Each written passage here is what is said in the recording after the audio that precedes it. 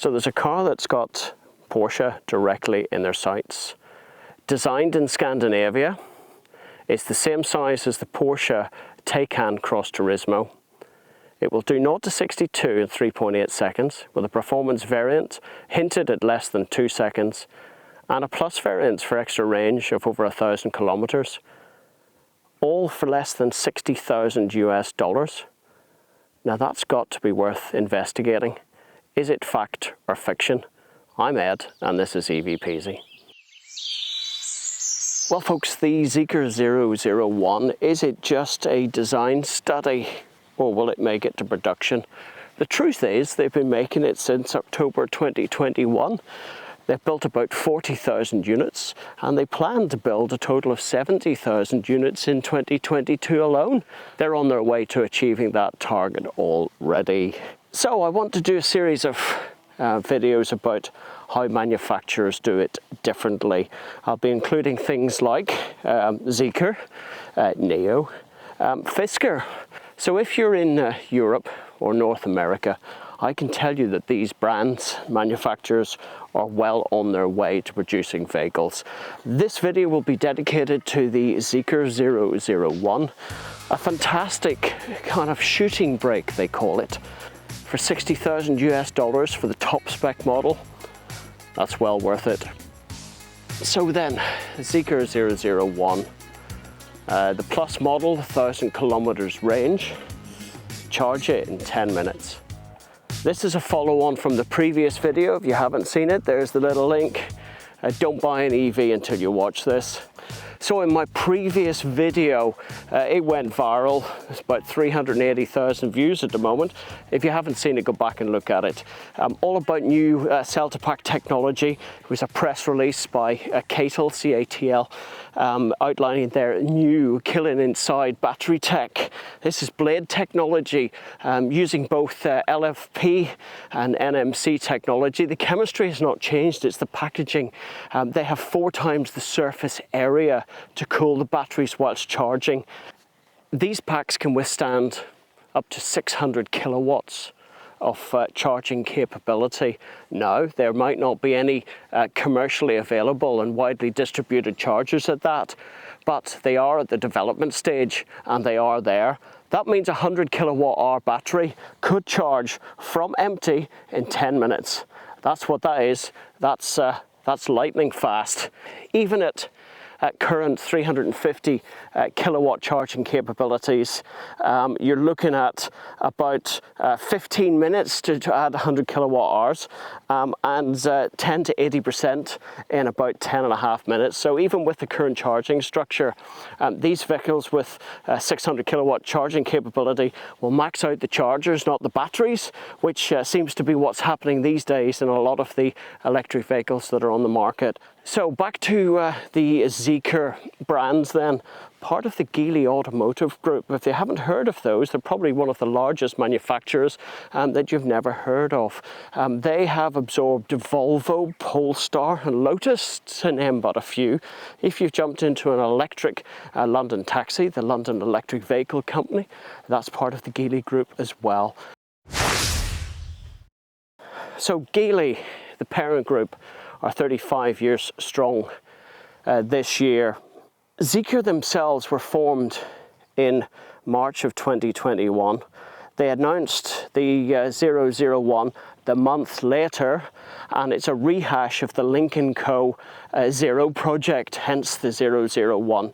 So they've kind of rebranded it. In fact, the early test cars had the Lynk & Co. basically blanked out, and they became the Zeekr 001. By the next October, they had already started production. So that just goes to show how lightning fast all of this happened.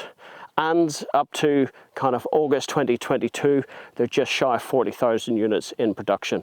Now, that's with the conventional battery technology. They have got effectively 2-wheel drive, 4-wheel drive models.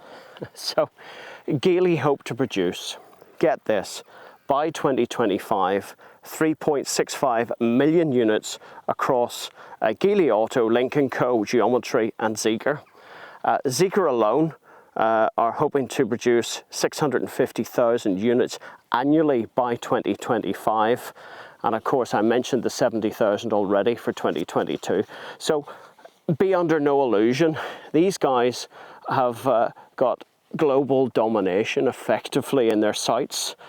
Being part of the Geely group, having already got the Volvo and Polestar groups, it would seem very, very easy to put a single car at the side of the Polestar showroom or the Volvo showroom along the way, and have that. They have got an engineering structure already in place, so it seems that their plans to bring the car to Europe are well underway. Obviously just for sale in China at the moment. There are some personal exports making their way around the world. As far as the brand is concerned, they're hoping by 2023 they'll have something in place for Europe and then North America beyond. But watch this space. If you want to get the latest news and all of this, I keep a beady eye on all of this. And well, hit that old subscribe button and you'll be kept informed. This goes head to head pretty much with the Porsche Taycan Cross Turismo. There's a mouthful. It's 5 meters long, just like the Porsche. It's 2 meters wide, just like the Porsche. It's got a wheelbase of 3 meters. So this is not a small car. They call it officially a luxury hunting coupe, or probably in the UK we would have called it a shooting brake, something like Aston Martin would have produced. It's not an estate, darling, it's a shooting brake. So there you go, a luxury hunting coupe. They say it combines the advantages of the coupe and the SUV, and you know, to be honest, I am a fan of the estate car. We've run a few over the years. The slightly lower loading bay really suits. We use them, tend to be as doggy cars, hence why I'm in a field walking the dogs right now. We use them as doggy cars, and you can put everything in them. What I have found is with my Range Rover, that kind of loading bay, even though you hit the old button that slams it, it's still a bit more difficult. We've got to carry the dogs in. It's nice to have a vehicle that they possibly could just jump in of their own accord. And in fact, the Zeekr 001 has air ride, certainly in the U model, top spec model has got air ride. It's got a little button inside the boot. When you press it, it lowers down, just very much a la Range Rover. So I'm very impressed with that one. It's packed with tech. Autonomous driving, of course, is very popular in China. In fact, it's authorized as far as I know. It's got this wonderful pano roof that electrically draws a shade. They call it a sky curtain, and it's capable of blocking over 99% of UV. It's got over-the-air updates. Of course, that's in China only at the moment, so using the 5G technology. 5 colors available all the way through, from white and black, blue and grey and purple, so nothing too exciting there. It's got an 800-volt architecture. Furthermore, the batteries, Geely say, at the moment are capable of 2 million kilometers. There you go. So effectively what they're saying is that the batteries will outlive the vehicle, really. Air suspension, the U all-wheel drive can drop as far as 117 mil to rise it to 200, but the WE edition has just 174 mil fixed. They are talking about introducing a performance spec, as if 0 to 60 in 3.8 seconds wasn't fast enough for the current models. The performance model they're talking about is 0 to 62 miles per hour, or 100 kilometers per hour in just 2 seconds. How fast is fast enough, you know? We've seen it with the Tesla Plaid variants. Okay, if you want it to be the fastest, bragging rights at the bar, you know what, leave that sort of crap at home, folks. Quick is quick. They're talking about then introducing the Zeekr 001 Plus. So that will be That was announced in the first half 2022 results.